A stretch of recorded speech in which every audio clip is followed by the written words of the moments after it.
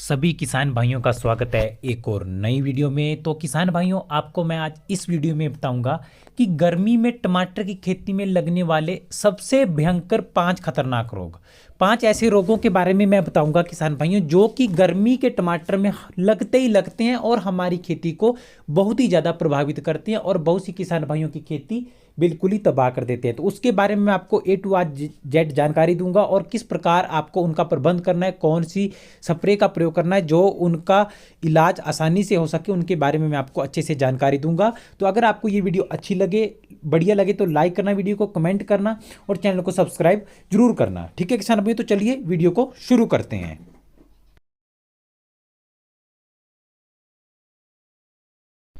गर्मी में आप सभी किसान भाइयों को पता है कि जो हमारा टेम्परेचर होता है वो बहुत ज़्यादा हाई हो जाता है और हाई टेम्परेचर में रोग लगने के चांसेस होते हैं टमाटर की खेती में, वो 90% हमारे बढ़ जाते हैं। जो सबसे पहला खतरनाक रोग है किसान भाइयों, हमारा रोग है वो है किसान भाइयों टमाटर में फल सड़न।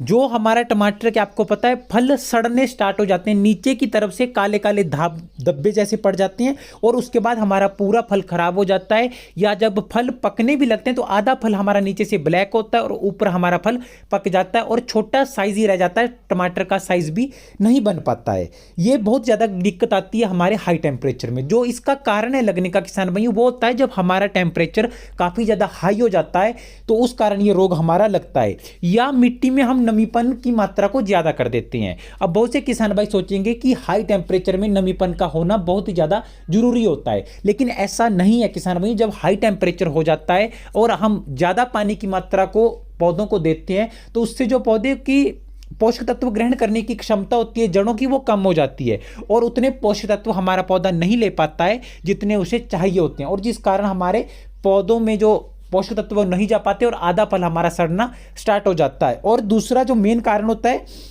जो ये हमारा फल सड़न रोग लगता है, वो होता है हमारे कैल्शियम की कमी जब हमारे पौधों को आती है। ठीक है, तो इसके इलाज के लिए आपको क्या करना है किसान भाइयों की एक तो सिंचाई आपको नियमित रूप से तरीके से करनी है जितनी की पौधों को आवश्यकता हो। दूसरा, कैल्शियम नाइट्रेट की आप स्प्रे कर सकते हो। ठीक है किसान भाइयों, और उसको ड्रिंच भी कर सकते हो आप, और इसके साथ आप बोरोन खाद का आप जो हमारी फर्टिलाइजर आता है उसकी स्प्रे भी कर सकते हैं। बहुत से किसान भाई स्प्रे वाली करते हैं या ड्रिंच वाली करते हैं, उसका आप प्रयोग कर सकते हैं जिससे आपका इलाज हो सकता है। लेकिन अगर आप जैविक खादों का शुरू से प्रयोग करते हैं, जब भी आप टमाटर की खेती लगाते हो तब आपके खेत में ये रोग नहीं आएगा। ज्यादा से ज्यादा जैविक खाद जैसे गोबर खाद होगी हमारी, इनका आपको प्रयोग करना चाहिए, जो कि पशुओं का होता है वेस्ट हमारा, वो सड़कर बहुत ही बढ़िया फर्टिलाइजर बनता है, उनका आप प्रयोग करो। क्योंकि मिट्टी में हमारे उपजाऊपन की जो मात्रा को लंबे समय तक रखता है वो जैविक खादें होती है। रासायनिक खादें कुछ समय के लिए प्रभाव अपना दिखाती है। जो दूसरे नंबर पर आते हैं, हम बात करते हैं किसान भाई, जो रोग आता है हमारा वो होता है हमारा बैक्टीरियल विल्ट। बैक्टीरियल विल्ट आप सभी किसान भाई को पता है बहुत ही खतरनाक रोग है किसान भाई, जो कि हमारे टमाटर की खेती को बिल्कुल ही तबाह कर देता है। बैक्टीरियल विल्ट में आपको पता है जो हमारा लक्षण होते हैं, वो पौधे जो होते हैं हमारे जड़ से सड़ना स्टार्ट हो जाते हैं या मिट्टी के बराबर से हमारा पौधा सड़ना स्टार्ट हो जाता है। और ये रोग हमारा स्टार्टिंग में जब हम पौधे लगाते हैं, ट्रांसप्लांट करते हैं तब भी आता है, और जब पौधे हमारे हार्वेस्टिंग पे आते हैं या फ्लावरिंग स्टेज पे होता है तब भी हमारा रोग लगता है, और ये बहुत ही ज़्यादा हानि हमारी खेती को पहुंचाता है की मात्रा ज़्यादा हो जाती है। और सबसे मेन की मिट्टी में हमारे बैक्टीरिया आज के टाइम पे बहुत ज़्यादा हो चुके हैं, जिस कारण क्या होता है कि हमारा ज़्यादा से ज़्यादा ये रोग लगता है, बैक्टीरिया हमारी खेती में प्रभावित होते हैं।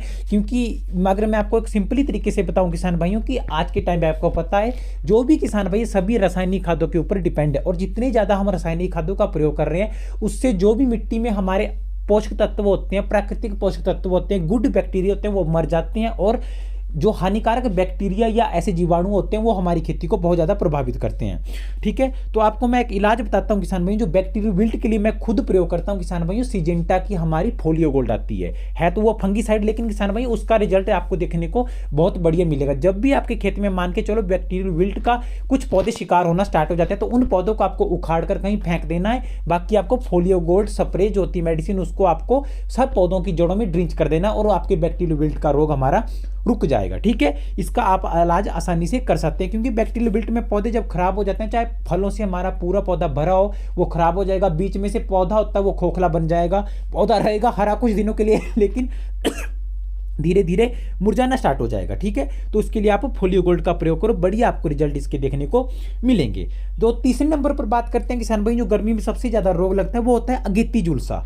अगेती जुलसी में क्या होता है किसान भाइयों की जो हमारे पत्ते होते हैं, टमाटर की पत्तियां होती है, उन पर काले धब्बे पड़ना स्टार्ट हो जाते हैं और पौधा हमारा कमजोर हो जाता है और फल भी हमारे छोटे साइज के रह जाते हैं। चाहे आप किसी भी प्रकार की खाद पोषक तत्वों का प्रयोग कर लो, जो पौधे की स्ट्रक्चर होता है वो एक कमजोर सा और पौधे की ग्रोथ एकदम से रुक जाती है। ठीक है, ये इसके लिए आपको क्या करना है किसान भाई, इसका इलाज आपको नॉर्मल है किसान भाई। अगर आप साफ फंगीसाइड होते हैं, साफ आपको पता है यूपीएल की आती है, उसका भी आप प्रयोग करोगे और भी फंगीसाइड आती है, उससे इसका इलाज हो जाता है। और साफ का अगर प्रयोग करते हैं तो उससे हमारी पाउडरी मिल्ड्यू का रोग होता है वो, उसका भी इलाज हमारा हो जाता है। ठीक है किसान भाइयों, तो ये हमारा उतना ज़्यादा खतरनाक रोग नहीं है, लेकिन फिर भी जब काले धब्बे पड़ना स्टार्ट हो जाते हैं तो धीरे धीरे ये पौधा हमारा खराब हो जाता है और धीरे धीरे आगे से आगे संक्रमण पूरे खेत में फैलता जाता है। और चौथे नंबर पर बात करते हैं किसान भाई, ये रोग सबसे खतरनाक है हमारी खेती में, जो लीफ कर्ल वायरस लगता है टमाटर की खेती में। लीफ कर्ल वायरस, इसमें क्या होता है किसान भाइयों की जो टमाटर की पत्तियां होती है वो छोटी छोटी रह जाती है और सिकुड़ना स्टार्ट हो जाती है और ज्यादातर क्षेत्रों में पीलापन उनमें हो जाता है, जिसको आप येलो कर्ल वायरस भी बोल सकते हैं और लीफ कर्ल वायरस भी बोल सकते हैं। और पौधे की जो ग्रोथ होती है वो एक जगह पर रुक जाती है, जो भी फ्लावरिंग पड़ती है वो साथ में गिरना भी स्टार्ट हो जाती है, कोई भी अगर फल लगता है तो वो भी हमारा खराब हो जाता है। ये होता है हमारा लीफ कर्ल वायरस। जो इसका लगने का मुख्य कारण होता है किसान भाइयों, वो होता है हमारा सफेद मक्खी।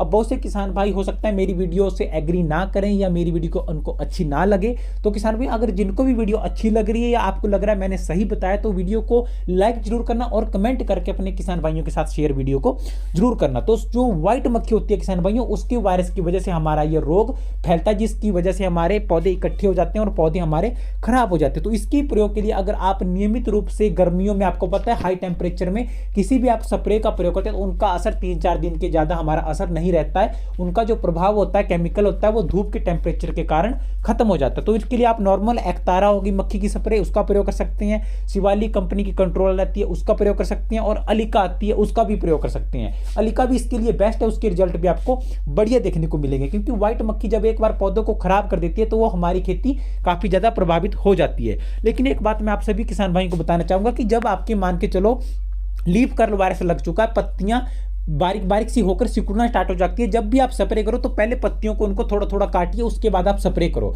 ताकि जो रोग संक्रमित हमारा पत्ता है वो थोड़ा सा साइड में हो जाए और नई जो पॉम्पली या तना आए या रूट आए तो वो हमारा बढ़िया है। ठीक है किसान भाइयों, तो चौथे नंबर पर आपको मैंने बताया। तो पांचवें नंबर पर जो लास्ट हम बात करेंगे किसान भाइयों, वो आता है हमारा रेड माइट।